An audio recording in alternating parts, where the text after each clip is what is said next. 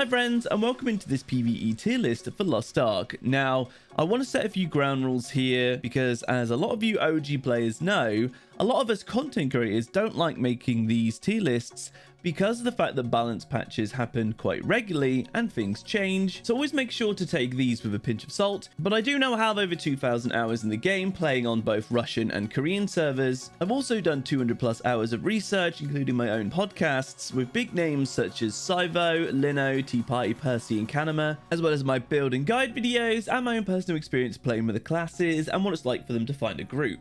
Honestly, these videos tend to get quite a bit of attention, but please just play what you enjoy. All classes are viable at endgame, and it's all about the player behind the class, not the class itself. And if you play a class just because I've said in here that it might be better than another one, but you don't enjoy it, then you're just going to have a worse time overall anyway. So just really wanted to confirm that. And if you have a different opinion, that's totally fine. Leave it down in the comment section below. But if it's negative, I will completely ignore it or delete it. But if it's a constructive comment, then perfect. We can all read it and learn from it. The last thing, I'm going to put them in the NA and EU release order first, and then add the extra classes that will be coming out later on top. So if you want to be able to see the tier list for NA and EU, then you'll have that as well as every other class on top afterwards. But yeah, I've just been asked so many times to make this video, so here it is.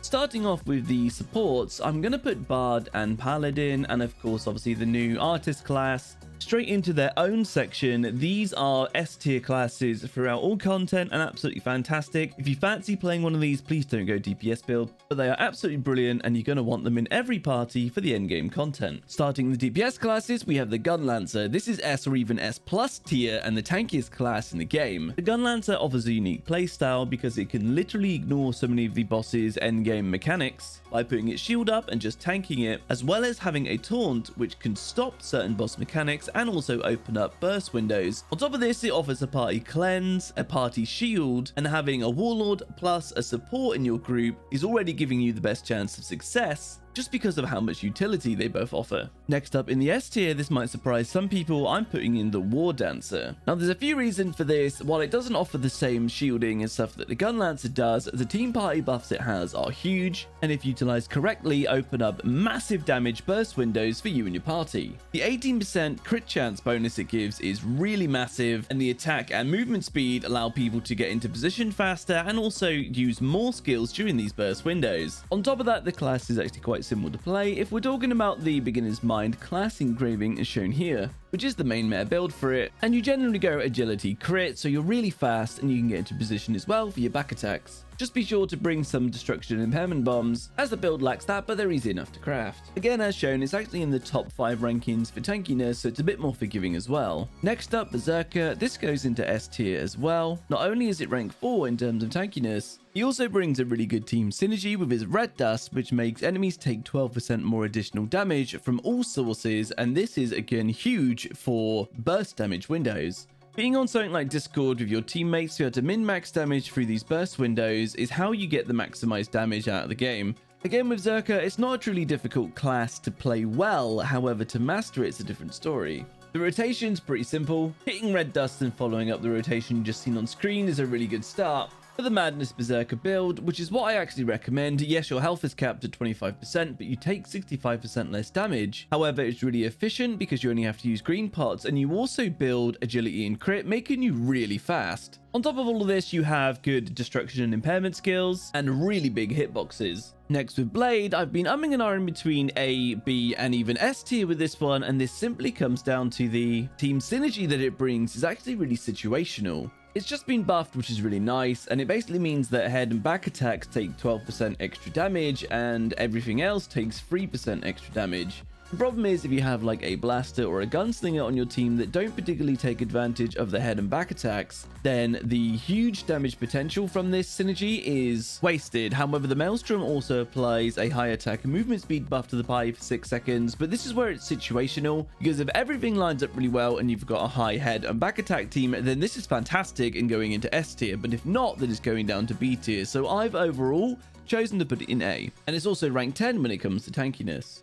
Staying with Assassins, I'm going to be putting Shadowhunter into A tier as well. Slightly worse than Blade in terms of coefficiency. A good strength of Demonic is when you transform, you actually heal. Transformation build is probably what most people are going to be, so that's what I'll focus on. And this also makes it a really cheap build because the fact that when you transform, you only need 2 gems in tier 3 to really optimize. This is because 1 gem just generically increases the damage of all your demon skills, and the other one is for cooldown reduction of all your demon skills as well. So a focus on rapid transformations, the fact that you heal when you go into it. They're cheap for an ult because of the low optimization requirements. Great damage with some big AoEs. You can pretty much just spam the skills when you go into demon form and you're winning. A stylish class that I think a lot of people are going to like. The synergy as well is decent, the same as the Berzerker. It gives you 12% extra damage from all sources for 6 seconds. And the stagger immune from being in demon form is also going to make it easier to play for a lot of people. Next up, we have the Artillerist or Blaster, and this one's going into A tier. A very tanky class when we're focusing on its class engraving of Enhanced Siege. This actually reduces the damage taken by all sources by 20%, which completely negates the negative effect from Grudge, which is super strong. You also have an on-demand shield for you and your party if you spec into it, as well as when you go into turret form, you gain another shield, which makes you really tanky.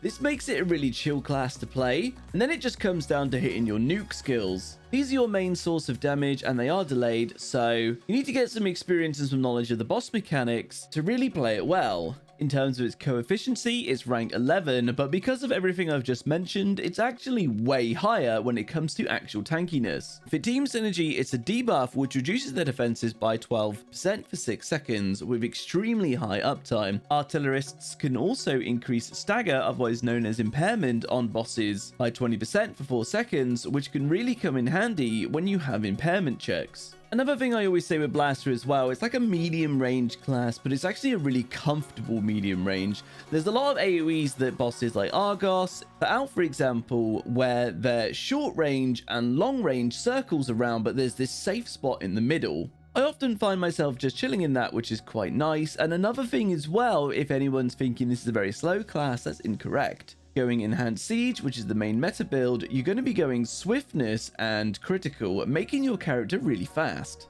It does also have some really nice stagger and destruction skills, especially on its nukes, but you just have to make sure that you're saving them if you need to for specific stagger checks, depending on what boss you're fighting. Next up, we have Scrapper, and this one I'm putting in as a solid A class. It's quite a simple class to play, and also on top of that, something that's not very common knowledge is actually really high up when it comes to its tankiness, coming in at number 3. So being simpler to play and also being more forgiving, the Scrapper gives a lot of room for error. With 2 main builds being Shock and Taijutsu, one focuses around being really agile and the other one focuses around big burst damage but is slower, so you have some choice when it comes to this class. It also brings some really high destruction and impairment abilities to it, but unfortunately the problem with Scrapper, it has a bit of a low damage ceiling. When you compare it to other classes, things like the Sorceress and the Berzerker can just deal out more damage, generally depending on who's playing them. This is something that's talked about by Korean streamers quite a bit, but don't let this put you off the class because it is still really solid. It's received hardly any buffs or nerfs and been a bit of a gold standard when it comes to classes in Lost Ark, so if you like the look of it, then go for it.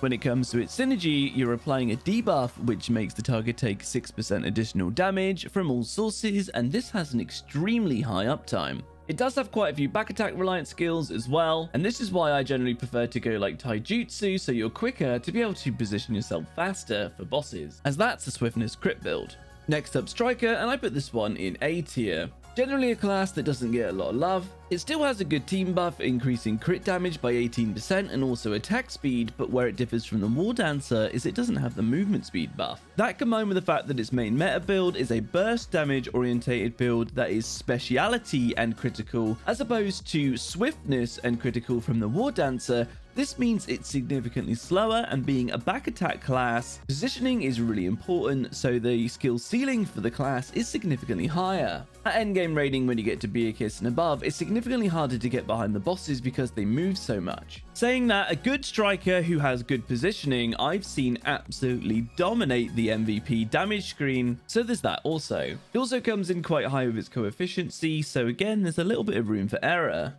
When it comes to the Sharpshooter, I'm putting this one in A tier again, as the Sharpshooter is quite a simple class to play, with low APM making it friendly for slower players. You also have a fully ranged playstyle, allowing you to skip a lot of melee mechanics, making it quite safe. It's also right now in a pretty good spot when it comes to its damage, and a good Hawkeye is actually quite hard to out DPS, as long as you're hitting your snipe and charge shot abilities, which is where most of your damage comes from. In terms of a team utility, it brings a constant 6% damage buff to the party, just like Scrapper, but the fact that it's a bit easier to play is one of the reasons why it's so high on the rankings. And when it comes to its coefficiency, it's towards the lower end, as it is quite a squishy class. With the Gunslinger, I've been umming and ahhing between A and S tier, and this is just due to the difficulty of the class. When the class is played at its maximum potential, then it's very, very strong. However, because of how squishy the class is, being right near the bottom of the coefficiency, if the player is not very good or just feeling like really tired, for example, then this class can really struggle. It's really full on, but when it's played well, it's absolutely magnificent. You have tons of mobility, mega damage, it's not overly positional dependent, and it also has very strong team synergy. So strong in fact that throughout an entire fight you can keep up a 10% extra chance to critical strike, which also makes it a very desired class to have in raids, especially when you go to hell mode raids later on. So overall I've put it in S tier because of its extreme potential. However, it really comes down to the player, much more so than others when it comes to the Gunslinger. So yeah, a fantastic class in the right hands, especially once you build up some muscle memory, but until people get some experience with it and really understand it, I don't think its performance is going to be that great.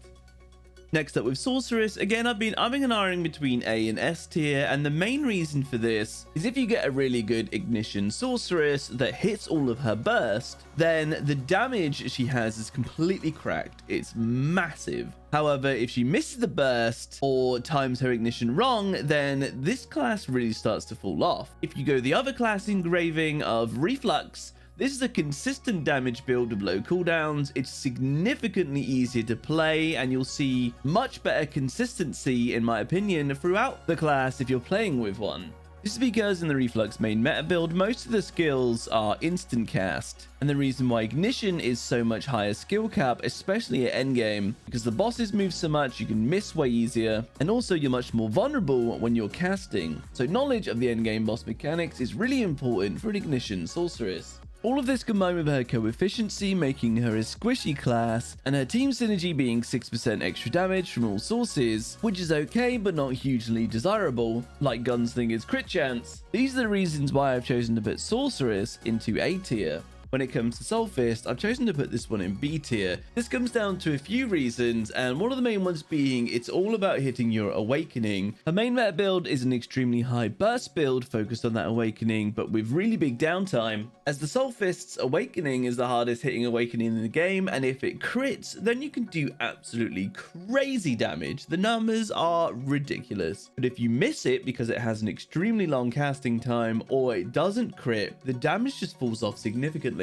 So it is quite RNG when it comes to min-maxing your damage. This makes it very hard to play well, as the damage output when you don't have your awakening is very low. So in the hands of an extremely skilled and very knowledgeable player, then the Soulfist can put out some crazy numbers. But I feel for the majority of players, this just won't be the case, at least not for a while. Its co-efficiency is not too bad, putting it in the middle, and it also has a defensive buff to be able to take less damage, as well as buffing her and her party with an extra 6% attack power. And while I have put it in B, if there is a very knowledgeable player, I really feel like this class could shine and go a lot higher in the rankings, but I just don't feel for most players that that's going to be the case, and this is the reason for me putting it in B tier. Deadeye for me has been quite a difficult one. I don't think it's going to perform as well as Gunslingers due to the fact that it focuses on its shotgun skills, so I won't put it in S tier.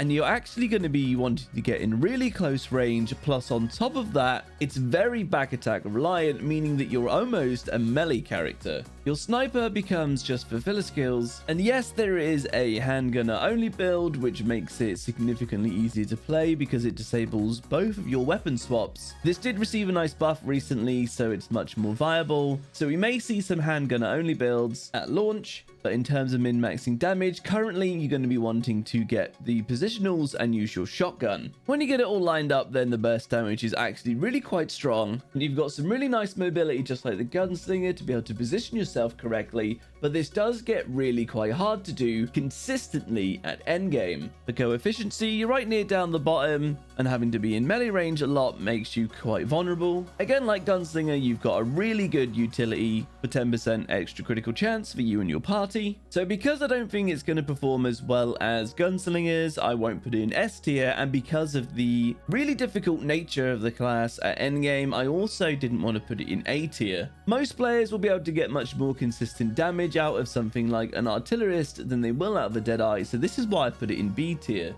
So these are the classes that are going to be out at launch. So this is the tier list for the EU and NA release version, and the others I'll go through in a moment. But remember guys, there are so many variables that come to this, and you really should play just what you want to play. Next up we have Reaper, and this one pre-nerf I would have put it up at S tier because its damage was absolutely cracked. But now, unfortunately, I'm going to have to put it down in B tier. For many people, Reaper is a bit of a guilty pleasure. It's very well known that it is the squishiest class in the game. And even though its co-efficiency is just above Bard here, Bard obviously has lots of shielding, heals, and damage reduction, which makes it significantly tankier. So it's an extremely mobile class, one build focused on sustained damage and the other one on burst damage, but both of them are not very forgiving at all, just because of how squishy she is. She has tons of outplay potential with her mobility, but this also makes her a very high skill ceiling champion, and she's also extremely back attack reliant, which again increases the skill cap. And again, for the majority of players, I just don't feel like they're going to optimize with her that well. For her synergy, she brings 20% extra damage when it comes to crits. And this is okay, but then again, if you're not critting or if you have a low crit rate build, then you're not going to make use of this as much as, again, like a Gunslinger's 10% extra critical chance. So, you know, you could pair it up with a Gunslinger and then great, it's going to synergize quite nicely. But other than that, it's just okay. Scouter, I'm going to be putting in at A tier. I feel like this is quite a solid one here. And yes, it's got two builds. You can go technology or legacy. Technology is focused around staying in human form, and legacy, you're going to be transforming as much as possible. Again, I feel like that's what most people will go, so that's what I'll focus on. Its co-efficiency makes it seem like one of the squishiest classes in the game. However, when you transform, you gain a huge shield. And because you're going to be transforming quite often, especially in tier 3, then it actually makes you a lot more tanky. Just like what I showed earlier with the gems for the Shadowhunter, the same thing goes for Scouter. It's another really cheap ult because of low optimization, because you only need 2 gems to optimize well. Of course, more is better. 1 that increases all the damage of your Iron Man form, and 2 that reduces all the cooldowns of your skills in Iron Man form. For its synergy, it brings 6% extra AP to the party with very high uptime, and again, this is okay. So with the transformation build and the shields and stuff you get, it's not that hard a class to play. So with all of this, that's why I've put it in A tier. For Arcana, I was hovering around B or A tier, but because of a recent change and a buff that's coming to Arcana and it's more consistent now, I've put it into A tier. Basically, before there was a card that Arcana used to get called Twisted Fate, and this used to buff your damage by either 40% or reduce your damage by 20%. This has now been changed, so it'll just buff your damage by either 0 or 40% damage, allowing you to get off some huge burst. And if you combine that with her culling card, that's 100% crit chance and 50% extra critical damage for 4 seconds as well. So if you get both of those cards together, it's insane damage. So there is some RNG to the class, and in some runs you're going to be top DPS, and in other runs your cards just aren't going to line up properly. So this is another reason why I won't put it in S tier. Looking at its co-efficiency, it's towards the bottom, so it's one of the squishier classes. And when you're looking at its synergy, it brings 10% crit chance to the pie with extremely high uptime, just like the Gunslinger and the Deadeye. So again, that's quite wanted. For Summoner, I'm going to be putting this one into A again, on the main reason that while it's a consistent damage class, it's not that hard to maintain that damage because you can summon your pets and they do a lot of the work for you. On top of that, like Sorceress, it's a fully ranged character, so you can play a lot safer depending on the fight due to that range. Again, they have access to a on-demand shield, however, a lot of people at endgame choose not to take that in favor of more DPS.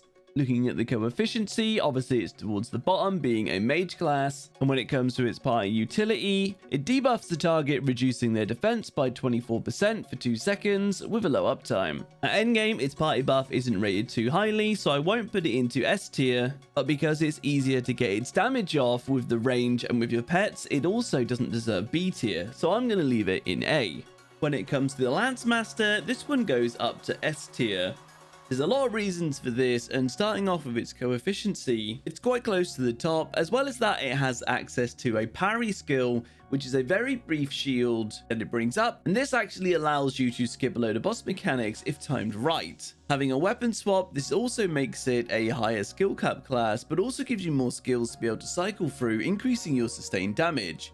It also has a few really hard hitting skills like its Dragonfly to get in some burst as well. The class also has access to some fantastic mobility no matter what weapon you have equipped. Combining all of this together, as well as its team synergy, which similar to the Battlemaster adds an 18% crit chance to the party, this is absolutely fantastic when timed right. It also has some great stagger and destruction skills and is generally considered one of the best classes when it comes to normalized content. Combining all of this together, this is why I think the Lancemaster is S tier.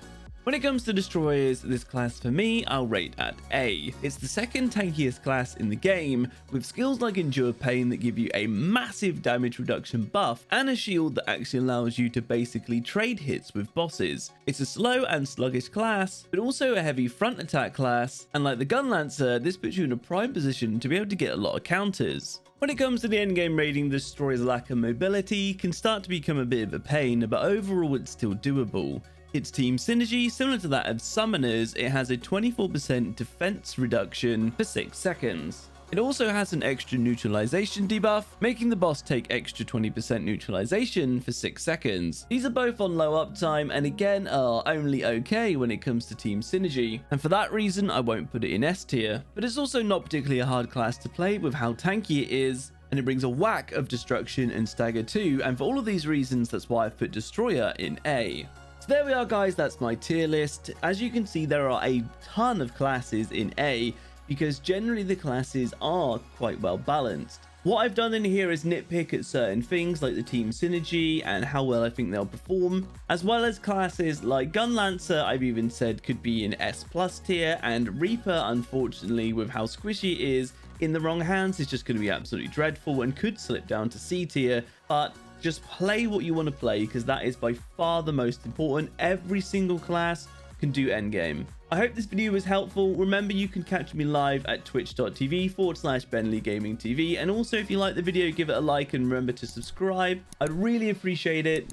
We're so close to launch now and I can't wait. I really hope this gives you a bit of insight, if nothing else, into what the classes offer. And until the next video, guys, I hope you at least learned something, and I also hope you have a very nice day. See you now.